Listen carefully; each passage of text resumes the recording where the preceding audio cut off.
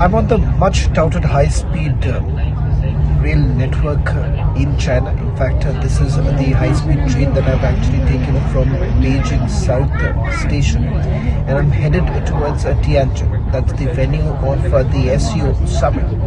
What's interesting to point out here is that a distance which would have taken me a little over 2 hours by car from Beijing to Tianjin is something that I'm going to cover in just about 20 minutes. Now let me just try and give you a sneak peek into what exactly is the high-speed trains that are operating in China and how is it all possible.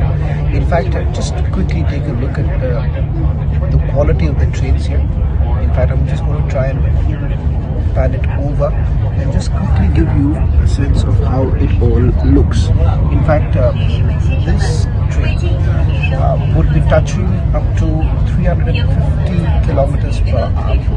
It's right now it's already touched about 118, and I'm beginning to understand that the next couple of seconds it's going to pick up. That's the momentum that it maintains all the way to the last destination. This has been built over the last few years. Several of the cities here in China have actually been connected through these high-speed rail network, and that's how remember distances have been covered in a very short span of time.